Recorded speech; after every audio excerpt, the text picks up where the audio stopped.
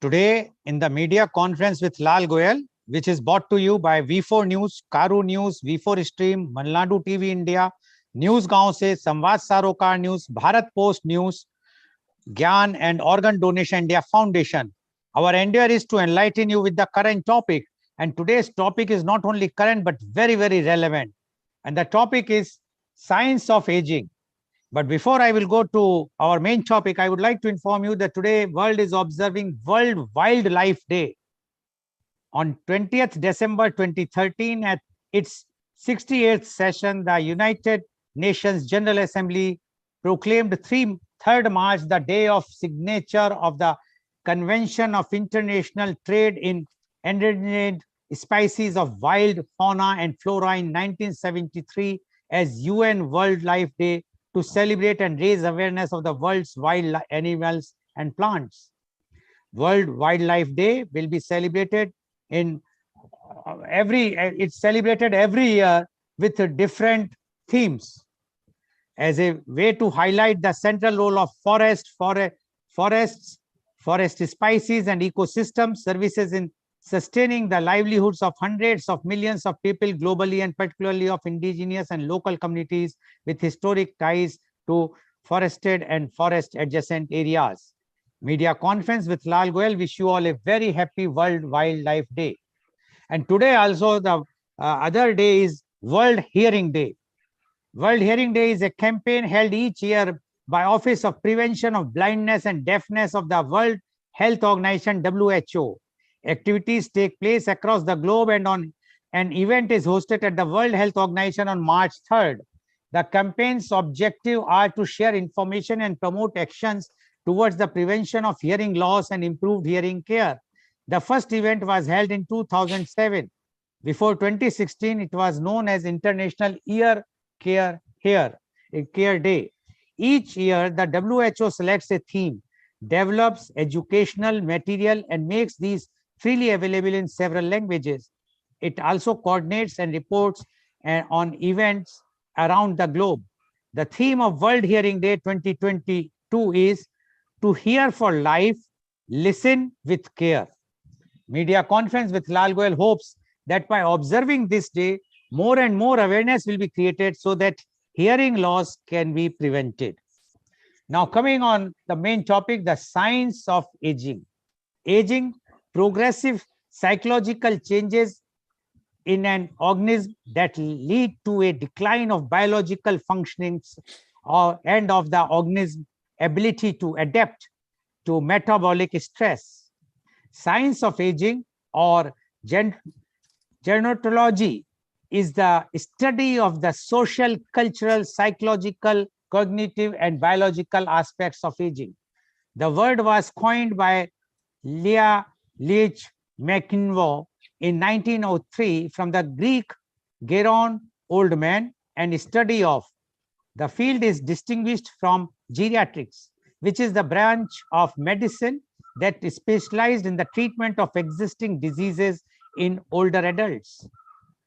Gerontologists include researchers and practitioners in the field of biology, nursing, medicine, criminology, dentistry, social work, physical and occupational therapy, psychology, psychiatry, sociology, economics, political science, architecture, geography, pharmacy, public health, housing, and anthropology.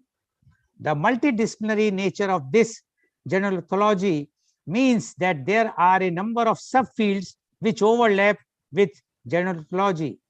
There are policy issues, for example, involved in government planning and the operation of nursing homes, investigating the effects of an aging population on society, and the design of residential spaces for older people that facilitate the development of a sense of place or home. Dr. Lawton, a behavioral psychologist at the Philadelphia Geriatric Center, was among the first to recognize the need for living spaces designed to accommodate the elderly, especially those with Alzheimer's disease. As an academic discipline, the field is relatively new. The USC Leonard Davis School of Gerontology created the first PhD, master's and bachelor's degree program in gerontology in 1975. And to discuss this very, very important topic today, the science of aging, we have a very knowledgeable panelists are with us. And I would like to invite my first panelist guest. He is Dr. Rajiv Anand. Dr. Rajiv Anand is the senior psychiatrist marriage counselor. Dr. Rajiv Anand passed his MBBS in 1976 and did MD in psychiatry in 1980 from King's George Medical College, Lucknow. He opted to serve his country when it was very common to settle abroad for brighter future. He has been serving society with his base in Mumbai. He has clients all over India as well as in many other countries. He was honored with Lifetime Achievement Award by AMA. He has conducted more than 3,000 workshops for different groups and companies with audience size of 10 to 800. His television program on various channels have been widely appreciated for his forthright and practical approach. He is leading in the field of mental and emotional well-being for 41 years. He was president of IMA for 2 times. He was interviewed in several talk shows domestically and internationally. Welcome, Dr. Rajiv Anand on our show. Dr. Rajiv Anand, as I read about the science of aging, and it very clearly mentioned that it is very much related with the psychiatry or psychology. So definitely you are the main person who can highlight this more about the science of aging. Dr. Rajiv Anand, please. Yes, good morning, Mr. Lal. Thank you for the introduction. I believe I'm audible clearly. Yes, please, go ahead. Welcome, Mr. Prabhat, who is a dynamite in energy, dynamo in energy. Always producing energy. I learned a lot from him, how to remain young, how to remain energetic. So is with Geeta, who is a role model for thousands of people in Ahmedabad, and so is Vivek Joshi, who would love to be called youngest among all of us. Vivek, you are still in 30s. Good, I know that you are not, but Vivek is the youngest. So, well, this topic about science of aging fascinates everyone. None of us want to become old so fast, but we are becoming. Anything which is born is getting old, and we can't help it totally. We are scared of getting old. Everybody is scared of getting aged and old, while the aging process is inevitable. Why Mr. Lal has decided to settle on the topic of the science of aging. Aging itself is a complex topic. We are adding science to it. Till about 100 years back or 200 years back, the world was divided into different places, different islands, not so easily connected to each other. So if somebody had a good experience of good diet to live long in an island in Japan, other part of the world couldn't know. For some Mediterranean diet were being seen as very healthy diet to increase the longevity of the life and for a healthy living. The millions of people in the world could not know because there was no medium. Then gradually the science evolved, technology evolved, the internet evolved in the recent 2.5 decades, 3 decades.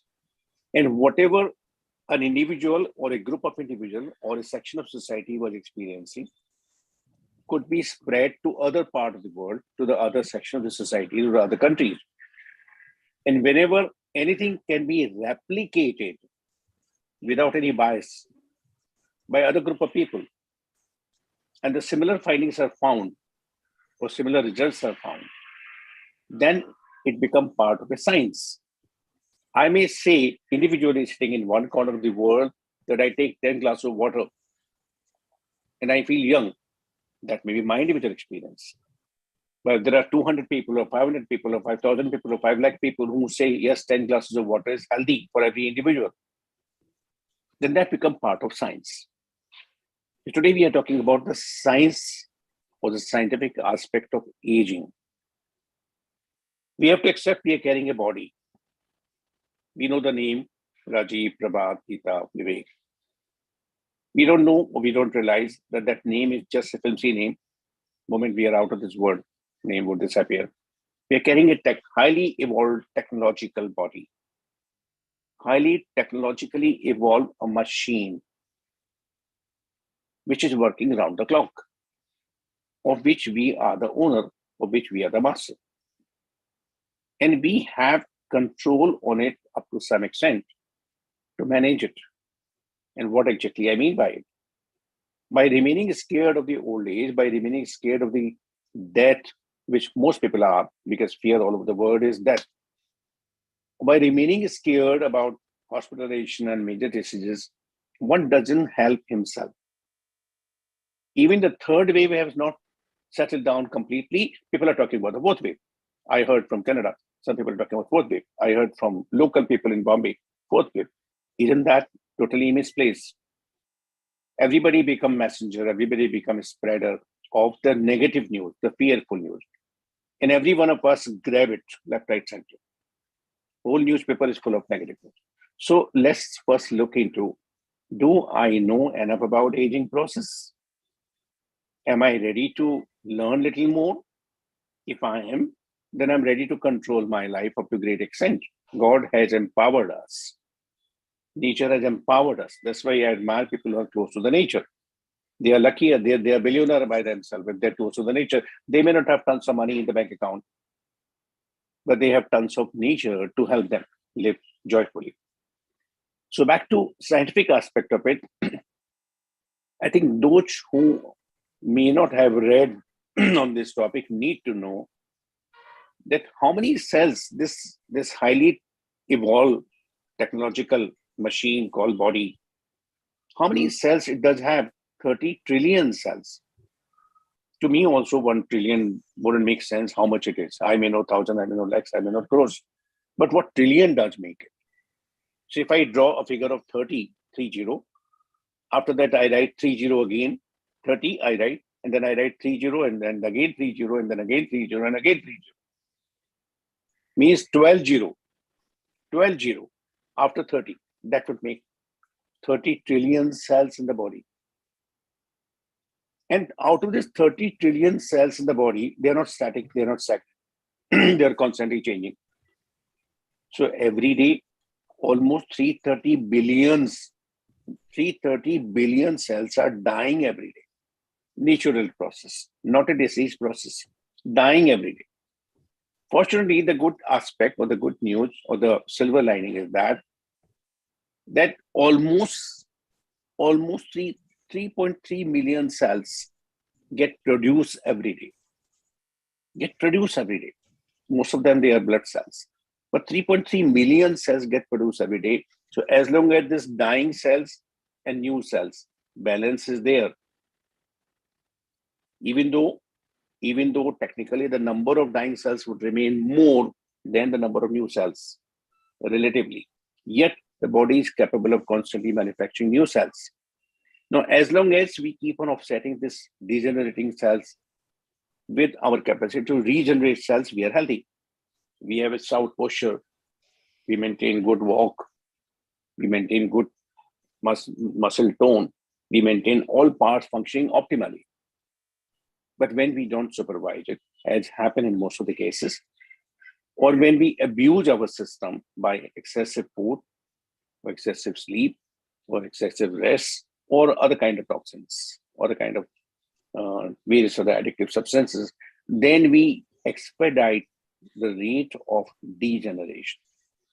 And we also influence adversely the rate of regeneration. So there is imbalance. Larger number of cells dying, lesser number of cells getting manufactured. So we expedite the process of aging. That's why there are people who are in 40s, but they look in 60s. And vice versa also. There are people who are in 60s or in 70s, they look much younger because they maintain their body. The science of aging is a very, very simple way of learning how we can delay the process of aging by adopting simple methods. Now, even though we are the owner of this machine called body, but there is no direct thing we can do that we can open something and with the tools in our hand, we can correct it. No, it's not that process. We have a far more sophisticated process. And that's what, in a very brief time, I'm going to talk about in a very simple language, which would help almost everyone who is listening to this program for years to come.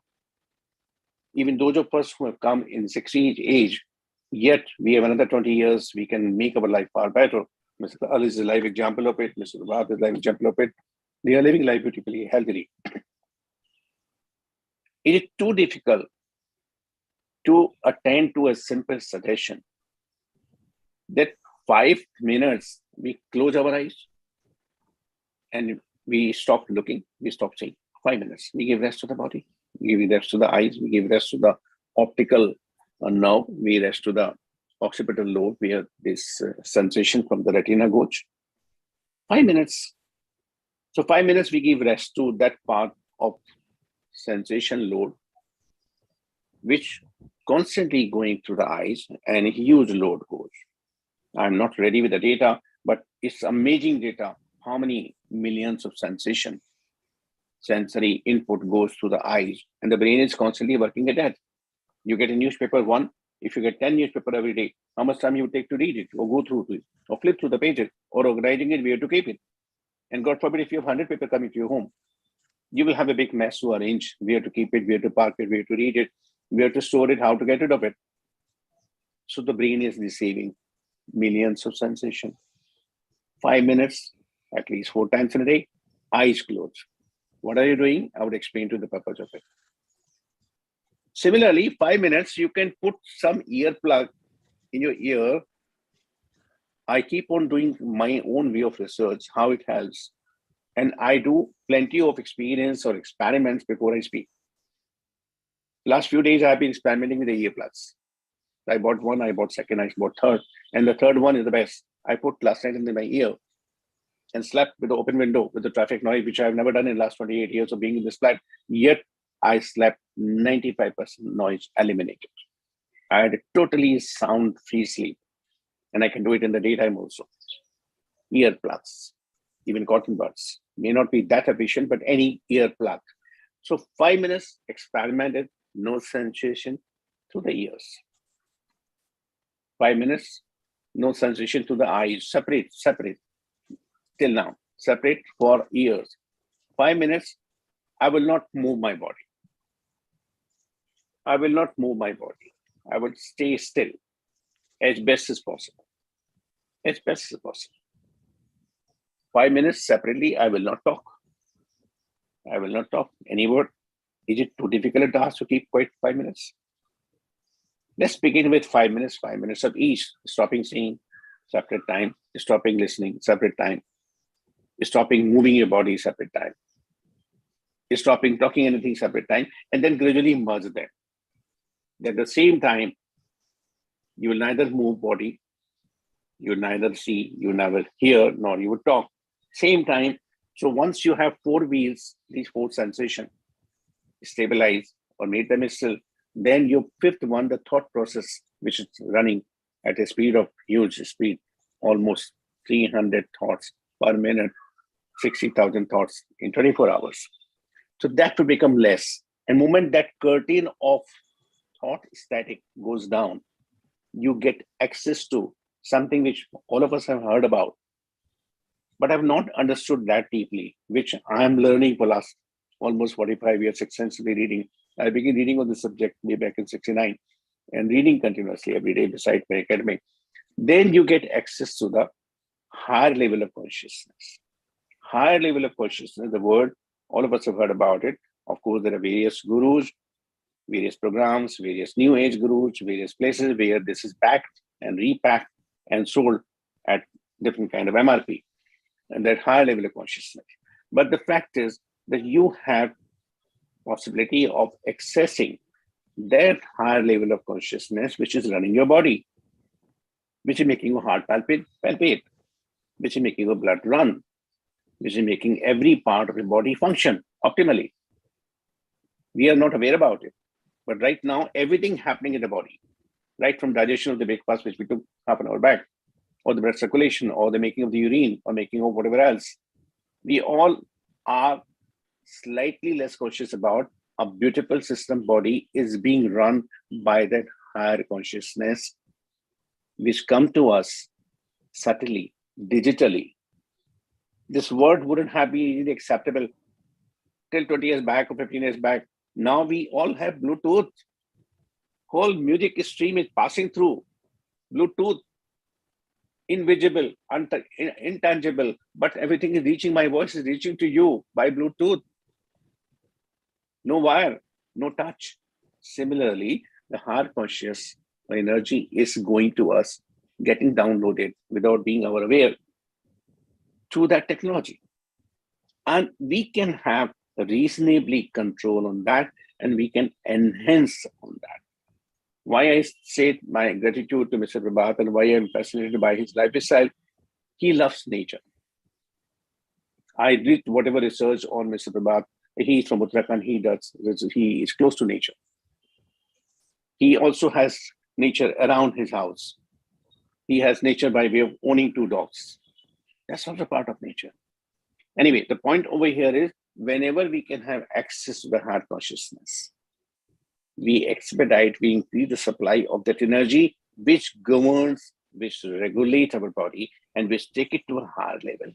Means the regeneration of cells. Making of the new cells would be higher than the degeneration of cells, which is a part of process. As much a process, if I leave this pen, easily this pen is likely to go down. This pen will not remain in the air. Gravity will pull it down. So there's a law of gravity for other objects. There's a law of degeneration for our body. That's called entropy. That our body is constantly decaying, unless I support this pen and stop from falling.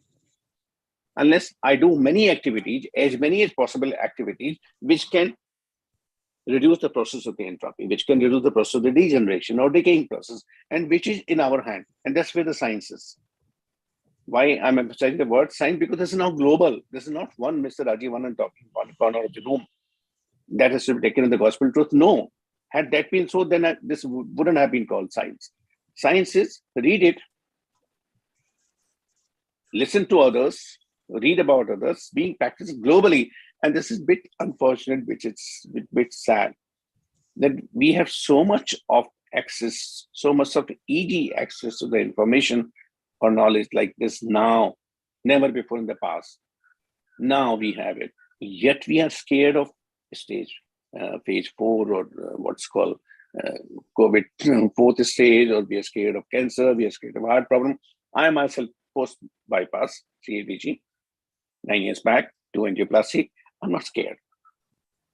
If tomorrow I have to die, I have to die. What can I do now? But by remaining scared, I'm expediting my ill health, my degeneration process.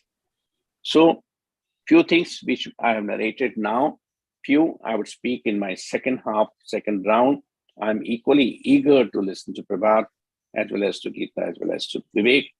And second round, we shall talk more about it. Back to you, Mr. Lal. Thank you very much, Dr. Rajivanan. As Dr. Rajivanan mentioned, that this is something which is very age-old, and it's continuous process, the aging. And he says that people are afraid of the death because that is inevitable. But the aging, which we are also responsible, because we are overusing our body, our cells, and according to him, we have trillions of cells in our body.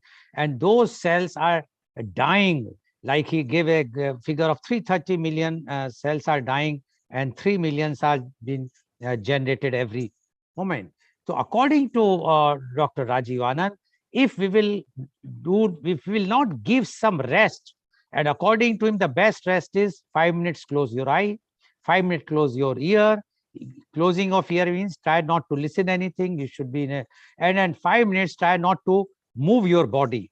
And if it can be clubbed together, then you will get a complete rest. And which is, he also mentioned that many of our spiritual gurus in India is propagating this thing in different names of whether it's a transcendental meditation or param sukh or whatnot, they are giving in a different way. But the main thing is that you have to give the rest to your body so that the process can be delayed. It cannot be stopped. After all, it has to, those who have taken birth, they have to die because of the aging, but still you can delay it. And the delay can be done with these types of things, which he has explained. And I'm sure in the next round, he will explain more, because this interests everybody. Everybody knows that aging is there. And especially when you cross 50 or 60 years, then you feel that now the time is to take rest. Although people still say, abhi to dil jawan hai, but the body is not giving the support. And that is the reason Dr. Rajiv Anand explained that we must give rest to our body. Thank you very much, Dr. Rajiv Anand, for giving your very, very specialized and knowledgeable views. I'm sure our viewers who are watching our show today will get a very good insight about the science of aging. Now, I would thank you, Dr. Rajivan. Now, I would like to invite my next panelist guest, and he is Captain Prabhat Bhandari. Captain Prabhat Bhandari is the ex-captain of Merchant Navy. He is living in Mumbai and nowadays taking life in a slightly easier manner. He has spent 40 years in the shipping and logistic industry in international and national arena. After sailing as captain on ships of Japanese and Norway's nationalities for a long time, he was involved with logistics and commercial operations in Indian shipping industry. A keen fitness enthusiast, he likes to pursue interest in reading about personal finance every day, psychology, and practical life matters. Welcome, Captain Prabhat Bhandari on our show. Captain Prabhat Bhandari, you have heard what Dr. Rajiv Anand has mentioned, and he has mentioned many things technically, but in a very easy way, so that the everyone person can understand. And he has also mentioned your name, that you are quite close to the nature and you love the nature. And your profile also says that you want to take the life very easy. Definitely, we would like to know your views on science of aging. Captain Prabhat Bhandari, please. Please unmute. Thank you very much, Mr. Goel, and good morning to all my other panelists and viewers. So, I would say, for a person who is not a public speaker like me, when he is asked to talk in public, it's a complicated matter. And this particular subject, science of aging, it is a complicated subject. So for me, I'm going to be talking about absolutely individually my take on it. The science of aging, gerontology, as it is called, I read it in the books, and the scientific part of it, I think I have to leave it to experts, the scientists and the medical profession. But I'm just going to have my view, a layman's view on it. The science of aging, the process of aging itself is a difficult process. It's a complicated process. And it is also more complicated because everybody is going through that process for the first time. And the only time, there is no retake. You start, getting old, and then you have to go and you have to make the best of it. And in that respect, I would take the liberty also of slightly deviating from the topic of just aging as a science, but I would say that a process of aging could also be easily merged as a science, an art, and possibly also philosophy. My view is going to be a combined view of all these three. So basically, what do you do? I mean, when you're aging, yes, all of us would like to continue remaining young forever. It doesn't happen. It doesn't happen. Not even in the movies. So one has to say that how you can make the best use of it. And then you say that, fine, how you are going to make your own process worthwhile for your own good. What I have done and what I think is I need to see what is best for me. And that is what I try. So how do I go about it? I have a few points which I try to follow and see how I can make it good, how I can make it worthwhile and continue with this process. So my first point is that I would like to continue. I would like to continue doing what I was doing 5 years ago, 4 years ago, 10 years ago, 3 years ago, till whenever I can. So, if I was jogging 5 years ago, I would like to do that also today, maybe with a smaller or a shorter, time span. In this respect, what I'm doing is I am trying to continue what I was doing earlier. But in that, in undergoing that process, you also have to, you have to also take into account the inevitability of aging, where you are. Everyone will age. Everyone will go older, and that is something nobody can stop. You can only do what best you can to make it more enjoyable. And in that respect, I have figured out a few things where I say, first thing is get into a very, very set routine on a daily basis by which you are keeping yourself busy in constructive thoughts, constructive actions.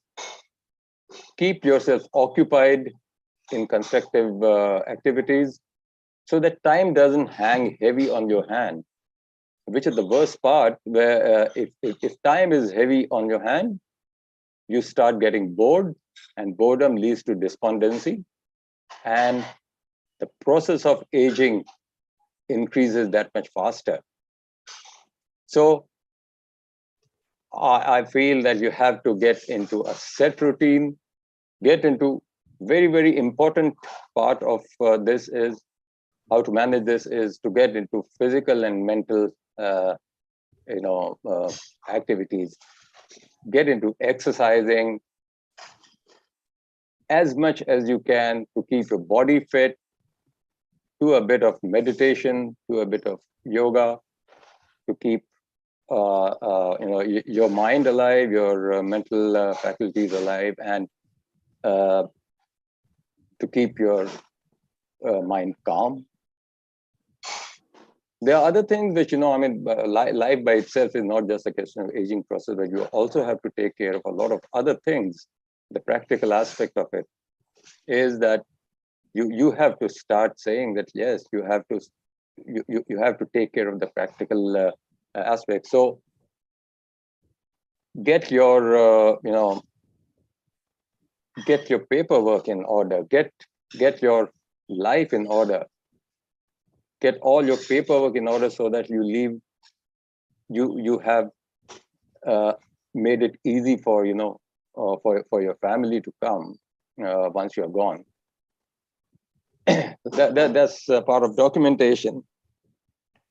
And I would also say that very, very important part is that you have to also take care of, you have to ensure that you are financially independent, financially secure. If you have financial security, the process of aging slows down by itself because you worry less. So as far as possible, try to be financially secure. It takes care of a lot of headache in real life. Other than that, I would say you have to try and do everything to indulge yourself. Now is the time, when you are aging and possibly looking at the final end of your life. You have to, if possible, indulge yourself, do things which you like, do things which you have probably not had time to do earlier. This is the time to do that. At least you feel nice, you feel young. Eat well, eat right, everything in moderation. Do things in moderation. That is a key to a very happy and satisfied kind of living. Dr. Rajiv Anand said, I will also say, about hobbies. People talk about hobbies. Yes, definitely. Inculcate some hobbies, try to follow your earlier hobbies, or get a new hobby, get busy, get something which interests you. And that you will find that the process of aging this is, slowing down, and you are enjoying your days. I also, recently we did a thing, we got ourselves two pets, very, very lovely pups. They're sleeping here right in front of me. And it's a world of difference. I mean, our life has changed. They are stress busters. And this is something what you need at this point, where you need to have lower levels of stress, more happiness, passing time in a constructive manner. These are the things which I would suggest. I would name this as the science of aging. And then with all these positives, there are a couple of don'ts which I would also advocate, which I follow. So one thing is, please, as far as possible, do not crib about your aches and pains, because nobody is interested in that. Nobody is interested in that. Don't talk about this has happened and that and this is paining and all, because people get really, really bored about it. Another thing which I have seen, which I see, I take walks in the parks and all in the mornings, and I see a lot of groups who are trying to solve the entire world's political problems. Please don't do it. I don't do it, man. You can keep extra comments to yourself, but the entire world is, nobody's interested in listening to your, and you cannot solve those problems anyway. So this is a kind of acceptance you have to bring into your being, and don't solicitate unwanted, unsolicited gyan. WhatsApp is full of those gyan, and so generally, I mean, try to make it easy for yourself and others around you. Don't impose your thoughts and your likes and dislikes on others. So that, I think, is a remedy for little easy kind of living. And that's what I mean by when I say that I'm taking a little bit easy. And yes, there is another don't. I mean, if you have a reasonable desire which has probably gone unfulfilled all through your life, please don't hold it back. Go for it. Get it done. This is the only chance you have. So, in all these things, so there's a couple of do's and couple of don'ts. And I feel that this is the way, at least I'm trying to go through this process of aging. And you can call it science, art, philosophy, but this is my take on it. Thank you so much. Thank you very much, Captain Bhandari, for giving your views about the science of aging. And Captain Bhandari says first thing is that life should be disciplined. And being a captain, he knows the value of that discipline. But he says if your life is disciplined, you have to eat on time, you have to sleep on time. Everything, if you will do, definitely the body will be not aging as fast as when there is a indisciplined life. Secondly, try to not take unnecessary tension, which is very, very important. And he says the main tensions are the financial tensions. So if you have financial tension, then your aging process is very fast. If you don't have, then your aging will be slow. So he says that the tension should not be there. So try to keep all the paperwork ready so that tomorrow there will be no tensions for you. What will be the future if anybody will have any problems or anybody dies? So there should not be a problem for that. And he also mentioned very, very important thing today, and that is the WhatsApp University. He says try to avoid the WhatsApp universities. You cannot change the political scene or the country yourself, and unnecessary try not to give your knowledge to others. Don't try to impose your knowledge to others. Keep yourself busy, but don't try to impose those things which are true or not true, but don't do it. But according to him, if you will take life easy, routine life, good life, walk, exercise, etc., and timely food, etc., then the aging process can be delayed and you can enjoy your life. And he says that I believe in that, Captain Bhandari believes in that, that the life is to enjoy in a proper way. And that's why he says that is a science or a technology or a art or a philosophy. It is something which one has to enjoy. Thank you very much, Captain Bhandari, for giving your very, very enlightened views. Now, I would like to invite my next panelist guest, and she is Miss Geeta Gandhi. Miss Geeta Gandhi is the homemaker at Mumbai. She completed her graduation in home science, specializing in clothing and textiles from MS University, which gave her the knowledge and confidence to run a boutique after she got married. It was running successfully for 5 years, but she has to take a sabbatical after her second son was born due to commitments towards the family. Since spending her time for a cause was equally important, therefore she joined an NGO in intervention program with HIV positive individuals, which gave her immense satisfaction to work for the benefit of people who needed such services. But as personal priorities took the lead and demanded so, she had to give it up due to intense family issues.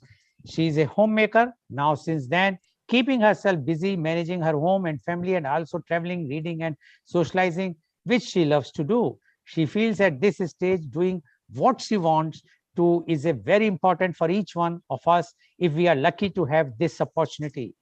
Being a queen of her own life gives her a high, and she is elated that she can afford that. Welcome, Ms. Geeta Gandhi on our show. Ms. Geeta Gandhi, you have heard Dr. Rajiv Anand as well as Captain Prabhat Bhandari.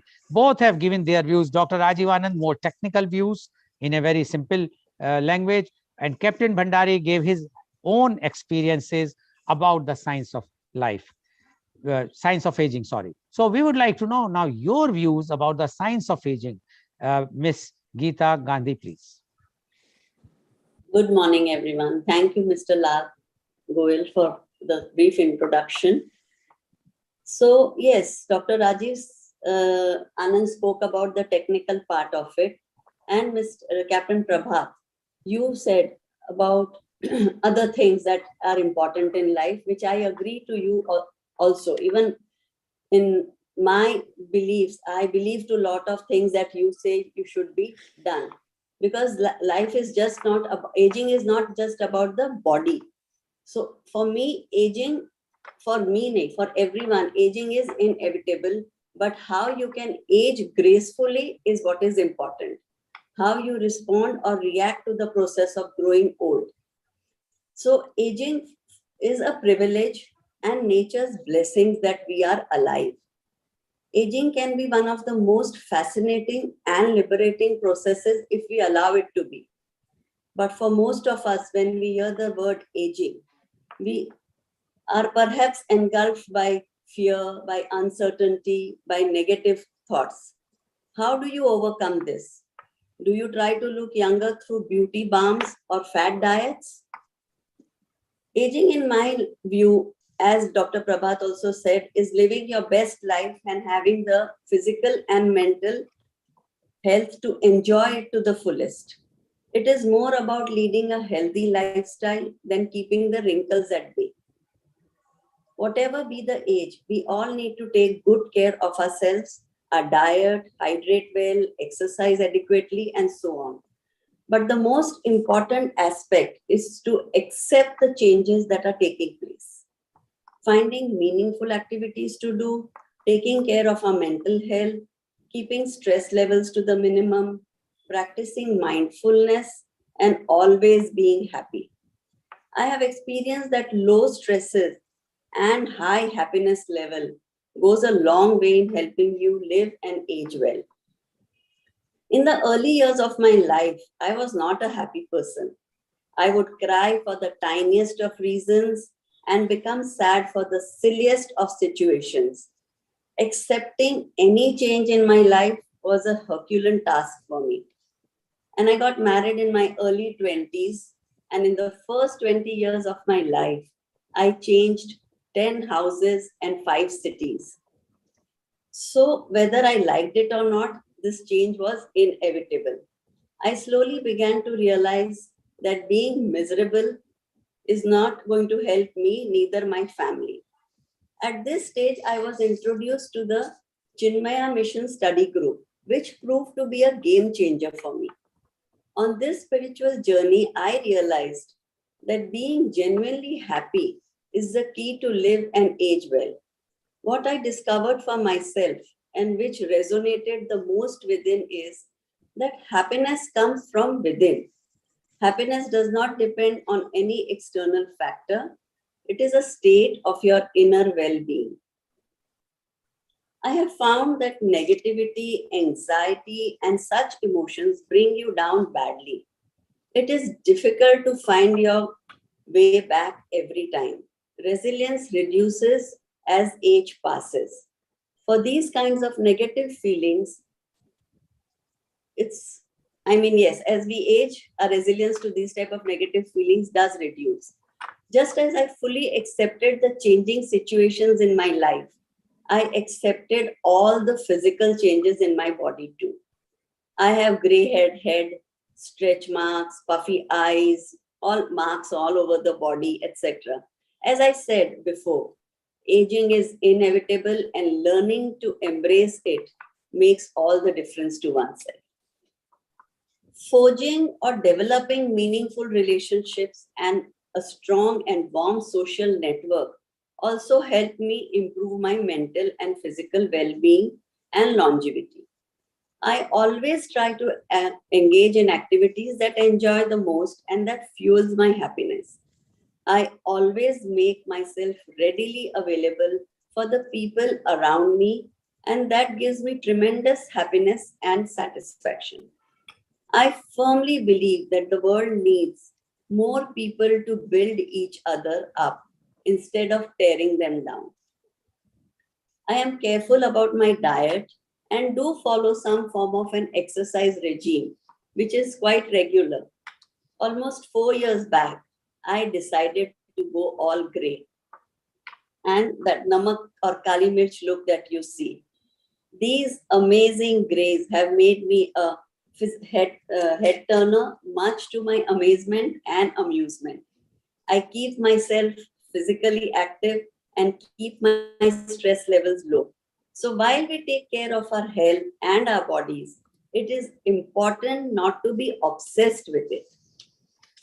I treat every problem as a situation.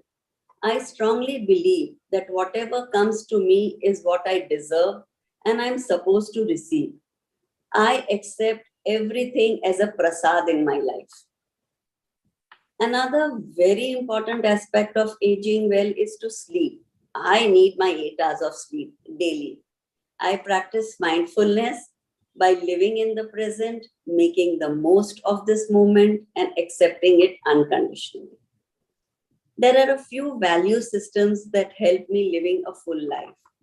The two important ones that I would highlight here: keeping an honest and open communication line with all the people in my life.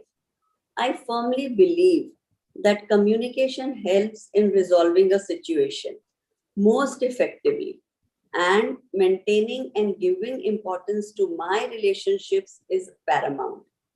I have learned to submerge my ego, sometimes even swallow it like a bitter pill. And the result has always been gratifying. I sleep easier and the relationship gets stronger. Yes, at times if I feel that somebody is taking me for granted or that relationship is not leading anywhere, I may distance myself or even bring a closure. But such instances are very, very few. And last but not the least, I am a homemaker, just a housewife. I was quite fed up of hearing this all the time.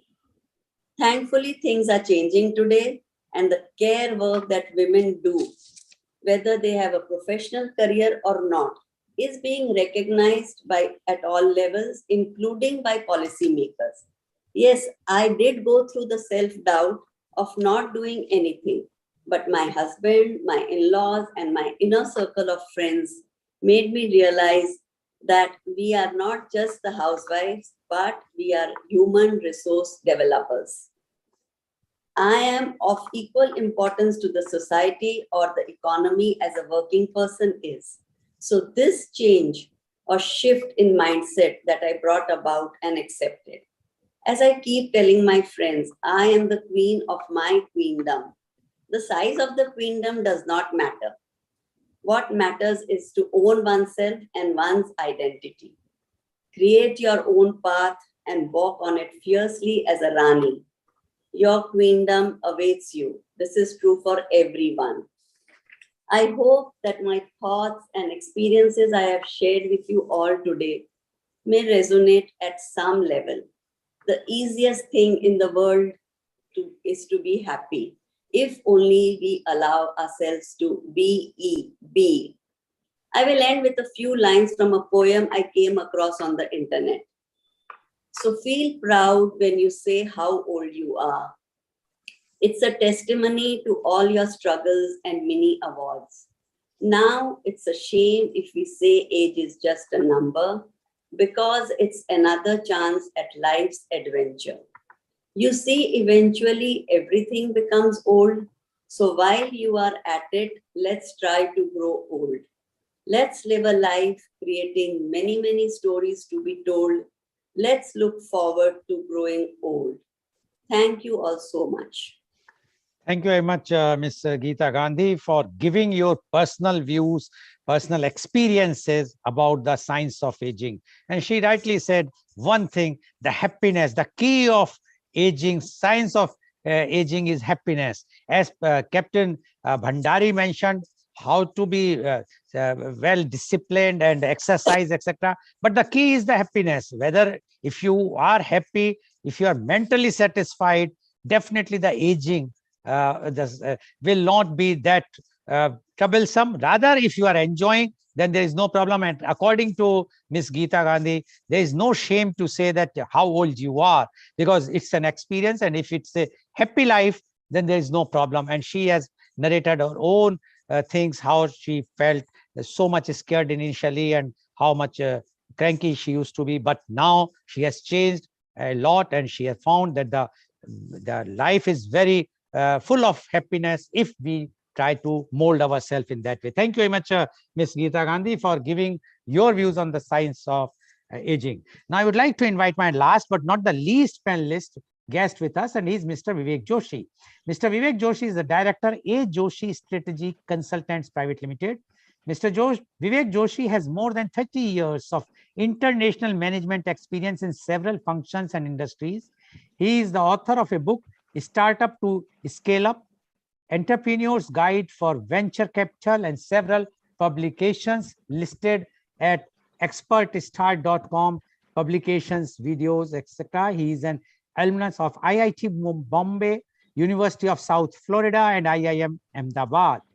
He is a visiting faculty at business schools and invited speaker on several topics. His interests include yoga and geopolitical studies. Welcome, Mr. Vivek Joshi, on our show. Mr. Joshi, you have heard Dr. Rajiv Anand, Captain Bhandari, as well as Ms. Gandhi.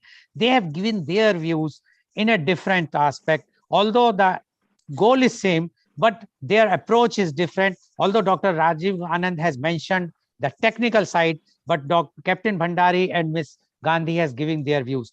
We would like to know, being such a highly educated and a person who has been educated in almost the top universities, not only India or but in the world, and with such experience, definitely we would like to know your views on the science of aging.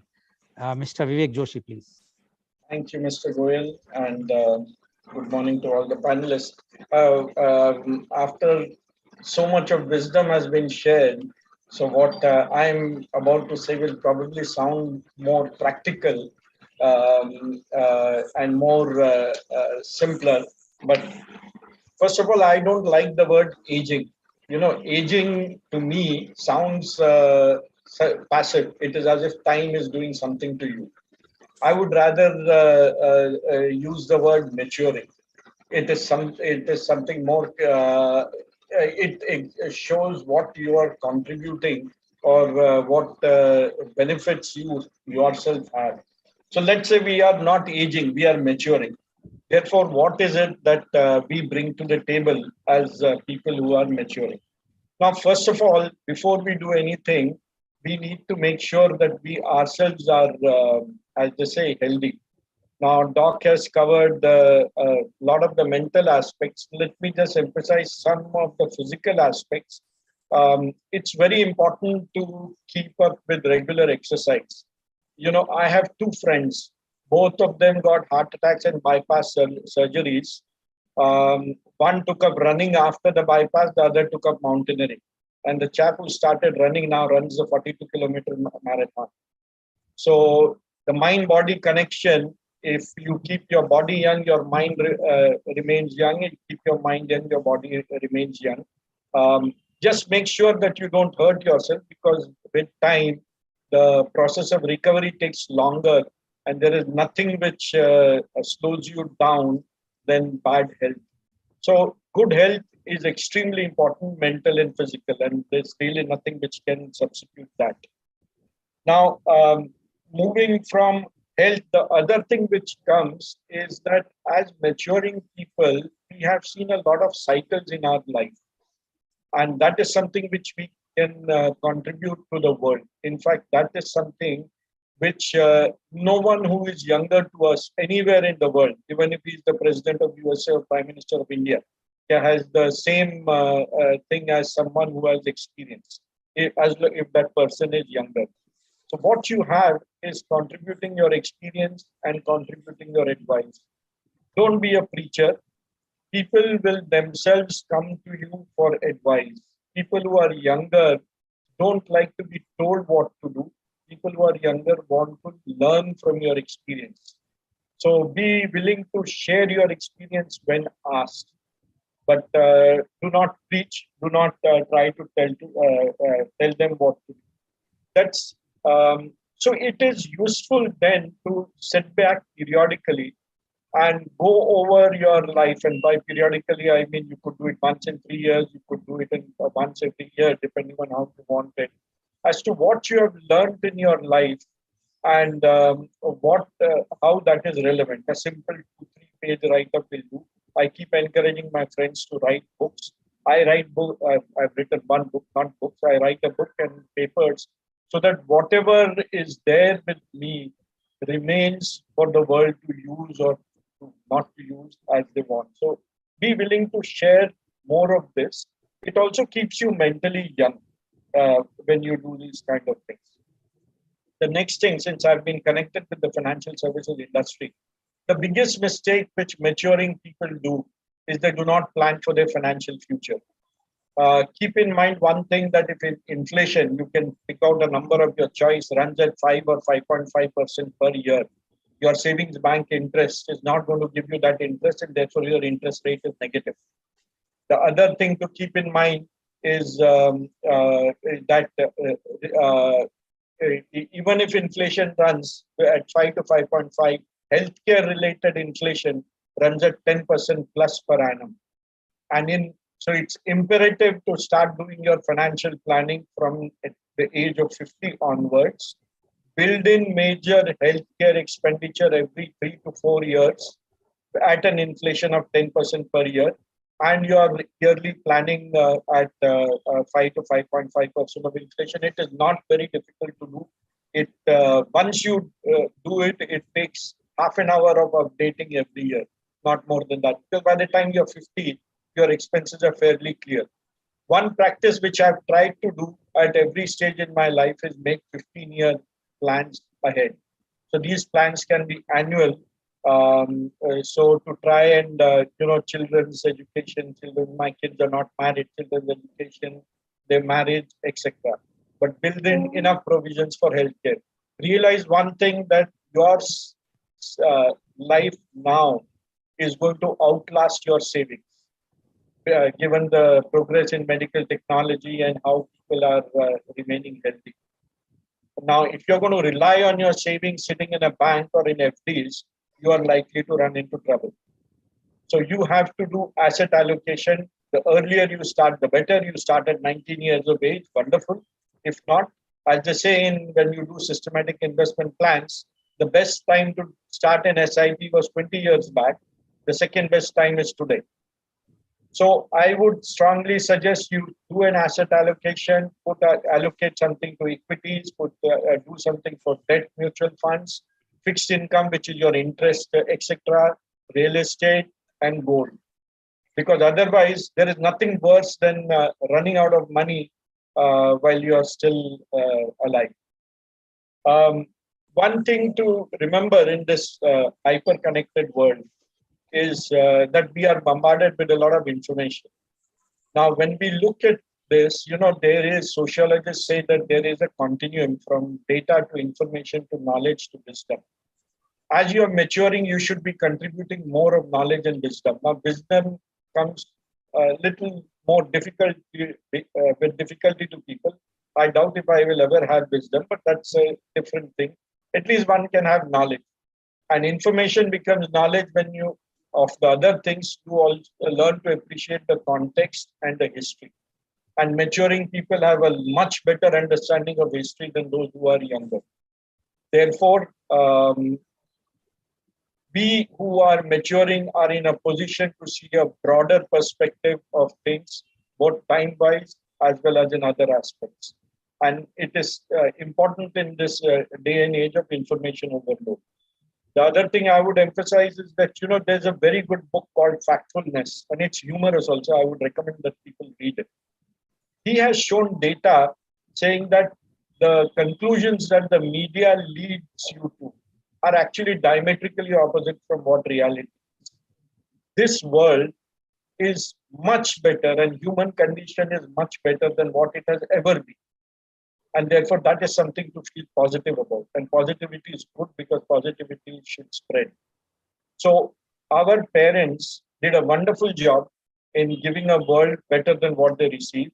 We are doing a wonderful job in handing over humanity, as and when we hand over humanity to the people who come after us than it has ever been. I would strongly suggest that those who feel that the world is overcome with violence and terrible things, read this book, Factfulness.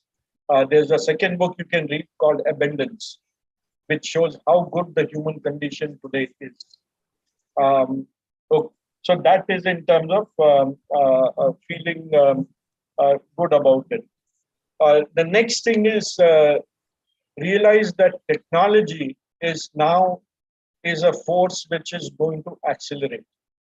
And while technology will keep on becoming more complex because of something called convergence, the use of technology will become easy as long as you are willing to use it.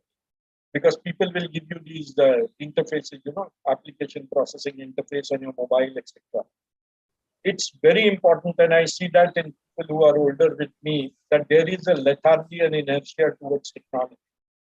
Now, if you're going to do that and you are still in this world, you're getting out of touch with the world. What is worse, you're getting out of touch with people who are much better in touch with technology, and that includes a lot of people who are younger. So one way to relate to the young and therefore to the world is to be comfortable with technology. You don't have to be an expert as to how the Windows, Microsoft coding works, but you should be able to use these things and use some of these other things which come about. Now, in terms of so that's one aspect is technology. The other aspect is in the corporate world, it is always said that try and dress 1 to 2 work levels about your work level, because you're trying to show that you are good enough to be moved to that other work level. It is said, that when you are promoted, you must grow into that job. So you must act as if you are in that job. What you have to do in your job, in your career, etc., of course, one has to. But it is, if you want to be able to relate to people, it is important that they do not feel that you are either a victim or you are obsessed with your age or your maturity. So my recommendation and feeling is that once you cross a certain stage in life, and other than at work, you have to do what you have to do, dress 5 to 10 years younger than what you are. One of the things which I've always felt very disappointed at seeing my uncles and aunts, and in some ways my parents, is, why do you dress like this? Wear a colorful sari if you're wearing a sari. Why do you have to wear a drab kurta or a shirt? You can as well wear a nice colorful shirt. People will relate a little bit more to you if you are willing to show that you are younger. It's okay. It's good to be comfortable with your body because your body will do what it needs to. But no harm in using a face cream. Look attractive. We should not be worried about what others feel about us. But if the opposite gender is giving you a second look, that means there is something still good with you. And remember, you feel mentally good, you feel physically good, the two will reinforce each other. Don't be obsessed with what others do. One of the things of maturing is that one is not obsessed with the views and opinions of others. But nevertheless, that doesn't mean that you do a disservice to yourself. I always, I play tennis, and quite often I get hurt and come back with aching back of limbs, and I get a firing at home from my wife. So I always tell her कि भाई जवान आदमी को पीछे क्यों खींचते हो? You should be telling me to do more things like that. Now, what is there for you to hold me back? So her answer, of course, is I have to get you that cream and the ointment and do this. But that's fine. So do things which you want to. Obviously, at any stage in life, whether you're young or old, you should not overdo. I would suggest spend a lot of time developing something creative within yourself. And to that extent, I have not been fully successful myself in doing so. Now, reading is a wonderful hobby, but remember that reading is passive. Doing yoga is great because doing yoga is active. One of the reasons why I started writing was so that I do something a little more creative. Now, my creative is also a little more left-brained than what I would like to be. But I'm not going to be a Picasso or a Ravi Shankar ever in my life. But so I try and do my creativity in some of these aspects. But I do realize that in another 5 years, I will have to build up a little bit more on my right brain creative things, which means painting. I have just started taking some music lessons. So some of the good things of this lockdown and work from home was that it gave you flexibility in time. So just started taking some music lessons. It's a torture for my family members, my music, but okay. I mean, they can put up with 30 minutes of torture from me at some time. So the other aspects which I would say is, and I saw this with my mother, that fortunately she never got any serious disease, but mentally she stopped doing things like arithmetic, etc. So one of the exercises I used to, and she was quite elderly, I'm the youngest child. So one of the things I used to do is ask her to do simple arithmetic puzzles that count backwards from 20 to 1. Count addition is easy, subtraction is a little more difficult, division is a lot more difficult. So I used to ask her to do division. So just so that her gray cells in our brain work. One of the advantages of maturing is that one develops intuition. Now, this is again something which people who are younger will not have as good as a person who is more mature will have. Now, it's important that intuition not be stretched too much. Intuition should depend on experience or expertise. There's little point in my saying that I have an intuition on what is going to happen with the COVID virus.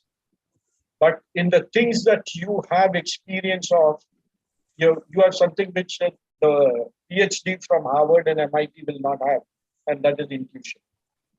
So you are in a position to contribute to the world through your intuition also, and make sure you do that. So these are the points that I have in mind. Exercise, try and stretch yourself in terms of exercising in what you can do. Keep yourself mentally agile through certain simple things. Maintain your physical health, because you become a burden on people around you when your health goes down. and therefore don't, to the extent that one can, maintain your physical health. Do financial planning, and remember one thing, that you are likely to outlive your savings. Be comfortable with technology. That's how the world will relate to you. And one last thing, one of the ways I've found, which is relating to younger people, I've always felt that teachers tend to age very slowly. And that is because not only are they sharing their learning, they are also continuously in touch with young people. So to share your learning, first of all, you have to not only understand what you have learned, you have to be able to synthesize what you have learned into something which is deliverable. So it requires an effort. It's said that knowledge flows through being tacit knowledge to explicit knowledge. Explicit knowledge gets transferred to the recipient, which then becomes tacit knowledge with the recipient. So teaching brings you much more in touch with refining your knowledge. It keeps you in touch with the younger generation and what they want. And the younger generation hates studying from books. They have to, they don't have a choice. But one thing I found when I go to colleges, that they want to learn from experience. That we want experience. So they really welcome older people with experience coming and talking to them, whether it's engineering, management, or whatever, whichever. So try and get into this area of teaching. You will, it gets into whichever subject you do, it gets you into touch with a lot of overall. That's about all that I have to say. Back to you, Mr. Goel. Thank you very much, Mr. Vivek Joshi, for giving your views. And Mr. Vivek Joshi has given his views. And he first said that the aging is a not correct word. It should be maturity. And then he mentioned about the mind-body connections, which he says is very, very important for the good health. And he says you must share your experience if somebody asks for it, otherwise not to be preacher. He also mentioned about the financial planning, which he emphasized more. He says it should not happen that at one time you will be short of cash or money, and that time you will be in a become a now, because he says that we should not use the word aging. So it means you will become over mature or not mature. That he will clarify, and then when I will ask the question to him next. But he says technology, which is very important, that if you want to remain young, you must know to use the technology. So you will be in touch, you will be seeing. You should not be expert, but at least you should know how to handle the technological devices. And one very important point which he has mentioned about the dress senses. He says, wear good dresses. Why you want to show yourself very old? You should wear colorful dresses and always be smart. Like Dr. Rajiv Anand, he always, sometimes I envy with him that he always, and it's a very good thing. It's I was not knowing that it is also connected with the aging or maturity. So I will also now try to be dressed like this. But one thing which he has also said, try to share your learning. And that is very important. He says that's why the aging process in the teachers are not that much faster than the others, because they share their experience and they are always connected with the youth. And that is a very, very important point which Mr. Vivek Joshi has mentioned. So thank you very much, Mr. Vivek Joshi, for enlightening all of us with your vast experience and knowledge. Now I would like to go to our panelists for asking some questions. My first question goes to Dr. Rajiv Anand. Dr. Rajiv Anand, you said 5 minutes, no hearing, no seeing, and 5 minutes, no moving. So it's like a meditation, and which all those you have also mentioned. If you remember, because you belongs to the place called Mathura, Vrindavan, you know, we used to have Devra Baba. And this is Kaya Kalp hua unka, and his age was at that time was termed as more than 400 years. Do you think, is it possible if we do a properly knowing that meditation, and we can also cross 100 years or 200 years? Is it possible, or it's all myth? Dr. Rajivan. Thank you for bringing this question to the board. This is possible. Any machinery these days does have a user's manual. Human life, human body also had user's manual by way of scriptures, by way of many religious, whatever we call it, religious, even though I prefer calling it spiritual. And I prefer not calling it spiritual as frequently as I prefer calling scientific. Because everything which was spiritual was scientific. We lost hold on it, or we allowed many mediators or many in-between people to repack it and sell it in a distorted version. Mr. Lal, just to remind you that during my last earlier talk, I never mentioned the word meditation. No, you have not And mentioned. I'm yeah, using the word. because I'm reasonably cautious about not using the word meditation, because meditation word has been taken out of context by every Tom, Dick, and Harry. Even people who have not passed even 10th class, they are meditation gurus. Or even people who are 18-year-old, they try to teach me meditation when I am 68, 50 years ahead of them. But the meditation word has been taken to be totally out of context. Let's not discuss that. We shall have a full debate on that. The scientific aspect of it is, if you have a body which has its own reasonable complexities, you also have been given enough tools inside you to manage it. I would just give me a minute more to describe two things more. One, Vivek has triggered that point, which I was about to forget. As long as you are growing, as long as you are learning and growing are two sides of the same coin. I read a lot on this topic. As long as we are learning, we are growing. Moment we stop learning, we stop growing. And both are inseparable aspects of the same coin. For teachers, doctors, professionals, including Mr. Joshi, Mr. Lal, hats up to you for the last 2 years, you're growing.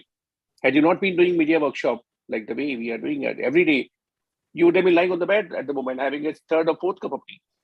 You wouldn't have been growing. But today you have so many topics over the last 2 years. So many topics, 600, 700 topics we have discussed on that. Second part, I would say that we are totally inattentive or careless about 5 aspects of our life. One is thinking, which is in discipline. We need to regulate it. We think for everybody else around us. वो क्या सोचता होगा? वो क्या सोचता होगा? Putin क्या सोचता होगा? Biden क्या सोचता होगा? As if we have been given sole content to think about 100,000 other people. Sorry, regulate your own thinking. Then breathing, which is the connectivity with the cosmic world, cosmic energy, divine forces. We allow our breathing to get disturbed and go disarray by everything happening around us. Oh my God. Or so on and so forth. Many ways we allow our breathing to go totally out of our control, and we suffer many diseases and old age. Third is eating. What goes inside us, if it is not in my control, then I would be lying in a bed in a hospital helplessly. And then I would realize, oh my God, I should have been cautious about what to eat, what not to eat. Fourth is sleeping. How much sleep I deserve. I was happy to hear from Geeta, 8 hours sleep is a must for every one of us who has reached beyond 50 years of age. So sleeping, regulated sleeping, sound sleeping, deep sleeping, relaxed sleeping, REM sleep, when you can get rejuvenated, refreshed. And the fifth is talking. Most of us talk a lot of nonsense more than the sense. Most of us talk just for the sake of talking. Most of us do not know what to talk, where to talk, when not to talk. So these 5 things, sleeping, talking, thinking, breathing, and eating, need to be brought under regulation. And we have been given enough to control them, to live longer, happily and healthily. Back to you, Mr. Lal. Thank you very much, Dr. Anand, for giving 5-point formula for the maturity, I must say, not the aging, as Mr. Vivek Joshi says. But it's a very good thing if we will follow those. We can. Thank you very much. Now, my next question goes to Captain Bhandari. Captain Bhandari, you have mentioned, you have given all your own routine, as well as you mentioned many things. And we talk about healthy food, as Dr. Rajiv Anand also mentioned about what we are eating. But we have seen now the condition of food due to the pollution or using this fertilizer, etc., is going down. But we are seeing the lifespan, the aging in India is increasing from last 50 years or 100 years. Why it is so? If the quality of food is going down and our eating habits, youngsters, even if we say that those who are nowadays in 40 or 50, they started using all junk food, but their longevity is increasing. Why it is so, Captain Bhandari? Please unmute.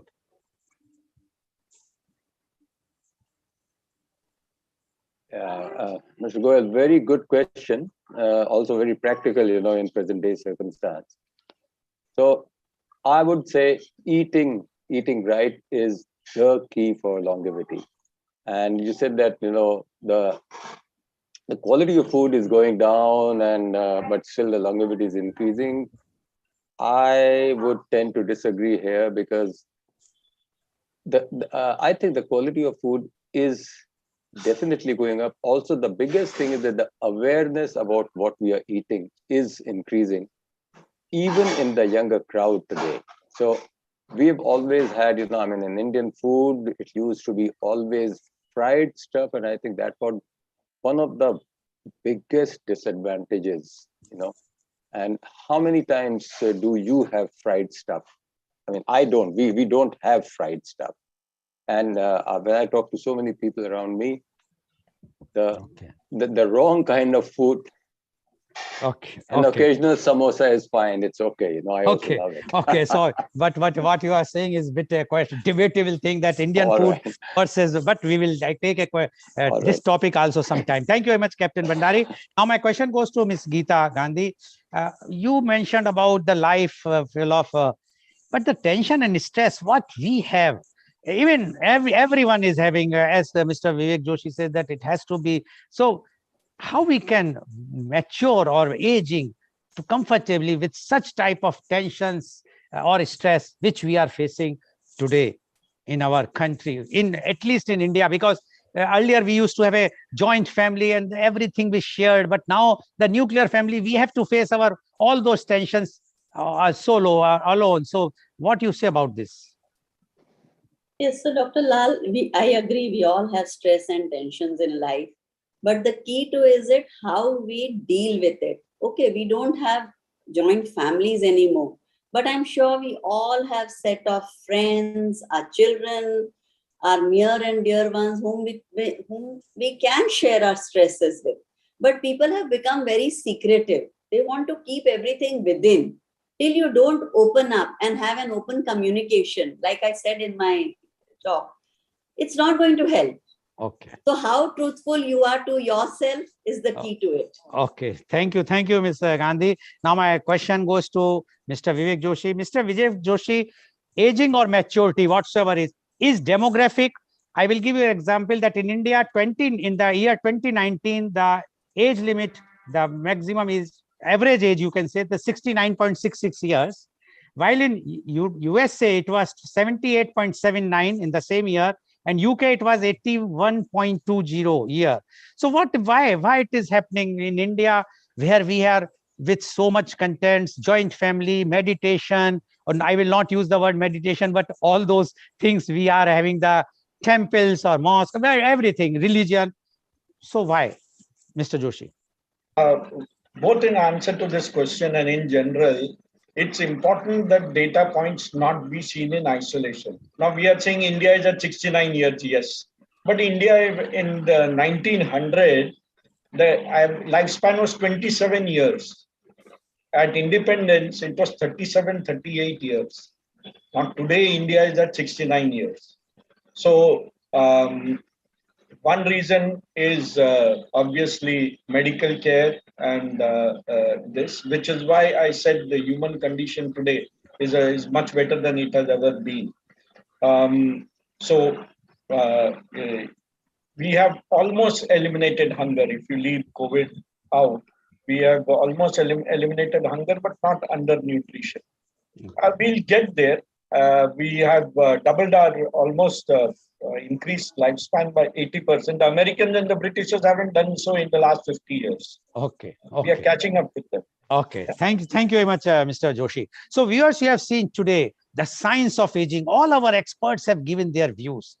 Very interesting views. Many of from when I send the flyer, I received the messages. What is the science of aging? We have heard aging, but not the science of aging. I am sure today they got the answer. What is the science of aging or maturity? But one thing is very clear. If your life is disciplined, if you will take time, your decisions at right time, whether it's a financial planning, whether it's a healthy eating habits or exercises or I will not say the word meditation, but whatsoever to keep aloof from the worldly, like WhatsApp, universities, etc., and try to engage your mind in a positive direction, then the aging or the maturity will be increased. Thank you very much. And today's program has been live telecasted by V4 News, Karu News, V4 Stream, Malnadu TV India, Newsgaon se Samvad Sarokar News, Bharat Post News, Gyan, as well as was shown live on Facebook and YouTube. And our endeavor to bring to you everyday new topic in media conference with Lal Goel at 10:30 a.m. Tomorrow being Friday, and it's always a youth day, but being a tomorrow we are doing our second global youth conclave, and tomorrow is the topic is global youth conclave on international exams. As we know, all our students, although it's unfortunate about the Ukraine, but all our students are going, youth are going abroad, and they have to give some exams, different exams, to get the admission in the different universities. So tomorrow we are going to discuss with our two chief guests, as well as 9 youth guests who are joining from different parts of the world.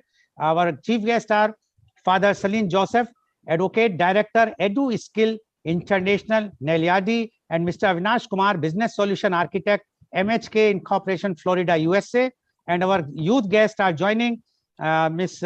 Regina from UAE, Sarah Paul, Kuwait, Celine Oman, CG Thomas, Kuwait, Shinnojoy, Abu Dhabi, Rejani Biju, India, Soumya Sham, Maldives, Shalini Fernandez, India, and Ditti Augustine from Riyadh. So tomorrow it will be a global youth conclave on international exams. So please tune in tomorrow at morning media conference with Lal Goel at 10:30 a.m. Thank you very much, Dr. Rajiv Anand.